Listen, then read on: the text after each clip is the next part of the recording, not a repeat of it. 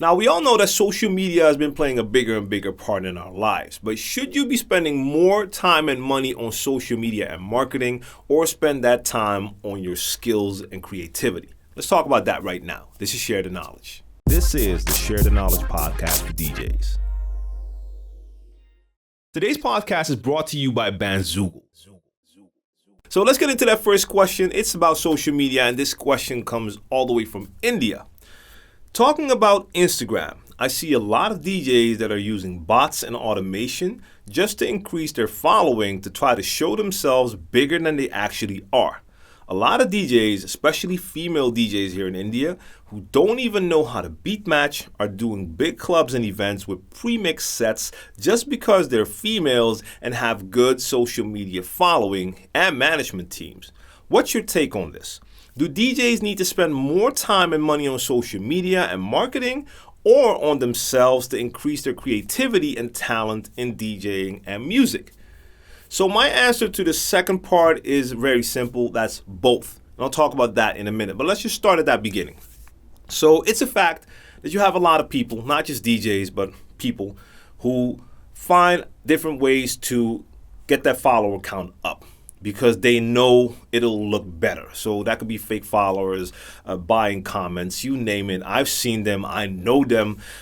Sometimes it absolutely looks ridiculous. Like you have someone who will have like 65,000 followers on Instagram, but every photo they post will have maybe 100 likes and like 1 or 2 comments. Once you see that, you know most likely that's just not a real number, or those followers are just not good followers, meaning they're not really an influencer because there's no engagement. The people aren't really interested. They probably just click follow because they liked one video and never looked again.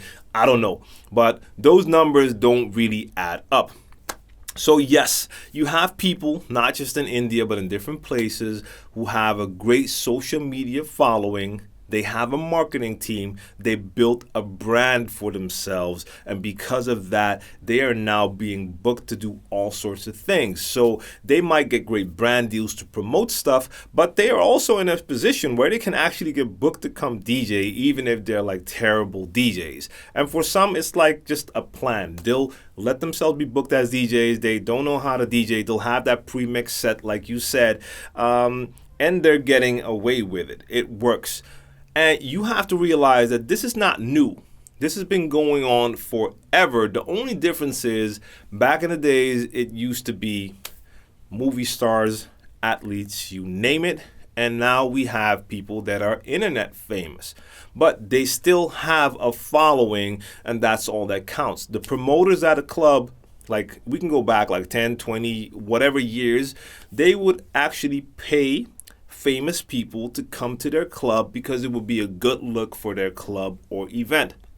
Man, I even remember like what I would call not even like the famous, but like semi-famous people would still get nice amounts of money just to come through a party. They wouldn't even stay all night. They would stay like 20, 30 minutes. The photos would get taken and they'd be out again. Now, the same thing happens with people now that have that following. The only difference is, like I said, it's internet fame instead of like movie fame. But times have changed. A lot of internet famous people are actually bigger than some of these movie stars. They have a way larger following. You have people on YouTube that put out videos, and every video they upload has like 10 or 20 million views, and they drop like multiple videos a week.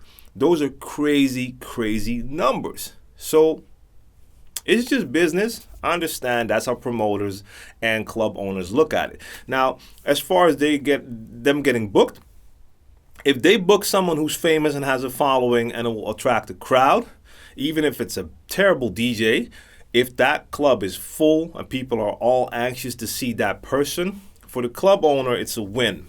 I understand for us DJs, it can be annoying to see someone on stage who can't DJ, who is using a pre-mix set, but the crowd that person attracts doesn't seem to mind, or they actually like it. So who are we to complain? That's not our gig.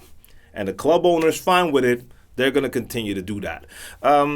So yeah, it might be a fact that it's because they're females, probably with like a good-looking females with a big Instagram following, and they can promote to their followers like, I'm DJing at that club and people will come. It's business. So nothing you can really do about that. So let's skip that. That is what it is. Feel about it how you want to feel about it. I'm not saying it's a good thing or bad thing. You have to decide how you feel about that. It's just how it is. We cannot change that. Now, the second part, like you asked, spend more time and money on social media and marketing or on your skills. It has to be both. We're living in an era where you cannot depend on just your skills. It's been proven plenty of times, like we just talked about, DJs getting gigs when they're not really DJs, just famous people. You see the same thing with artists. You have artists nowadays that are getting record deals when they weren't even an artist, but they just had like this internet following. And labels are like, hey, you have a following, you have people who you have influence over, they'll probably buy your product or stream your product all day. Here's a record deal. It happens. So you can't just depend on your skill. Now, you want to make sure that you focus on your skill because at the end of the day, hopefully, if you decide that you want to become a DJ, you should want to be a good DJ. Just from a technical aspect, be a good DJ. When it comes to your song selection, be a good DJ. That should be your goal. Besides that is the other part, and that is branding yourself. Making sure you see yourself as a brand and try to get that out there. So yes, you have to market yourself, and social media is a great way to do that. Social media has opened the door for all of us to be able to have that outlet. It's not like you can produce a video at home and then you have to hope that one of the TV stations will use your video and play it on their music channel. That's in the past. We all have access to the internet. We all have the option to promote ourselves. Look, I'll take myself as an example. I started out as a DJ and I had a DJ career. I still DJ, but I was a DJ for a long time, and at a certain point, I just found that the people here where I live, there just weren't enough people who truly appreciate what I do as a DJ. So I found YouTube and I started to do videos on YouTube, DJ videos, to promote myself as a DJ and to show what it is that I do. Back in the days, I couldn't have done that. I did it the other way through my mixtapes, and I would have to sell and give away those mixtapes everywhere. Go to places, go to events, share that tape, sell that tape to get my name out there. It's a hustle, it works, but this allows me to do the same thing, but with people from all over the world. Now, even though YouTube and mixes didn't work out after I did it for a couple of years, I already found a new audience from all over the world. Now, of course, after that, I made that switch and I started to do different types of videos that did not include music, and I turned it into an educational new channel. That's the channel that you're watching now. If you're watching the video clip, djTLMtv, I found a new audience, and a lot of people were able to find me. That's what the internet and that's what social media has done. So yes, it's a great way to get out there. Now, side note, when it comes to this channel, if you want to start getting more bookings as a DJ, do not make a channel like this. That does not help at all. I have not gotten a single booking as a DJ from the videos that I do on this channel. That's not what it does. But if I wanted to brand myself as a certain type of DJ and really focus on getting gigs like that, social media would be a great place to do that by actually making sure I have a lot of mixes with that type of material online, Mixcloud, wherever, and then find the audience that I want to cater to online, on IG, on Facebook, on Twitter, searching for hashtags, trying to find people who like the type of music that I'm playing, and then interacting with those people, finding and building your audience. Make sure that they start to see and hear your name. So you should definitely spend time on that as well. You can be the greatest DJ with all the skills, but if you're sitting at home and you do nothing, nothing's gonna happen. Simple as that. You just checked out a video clip from the Share the Knowledge podcast for DJs. If you want to check out the full audio episode, you can check it on Spotify, SoundCloud, Anchor, iTunes, you name it.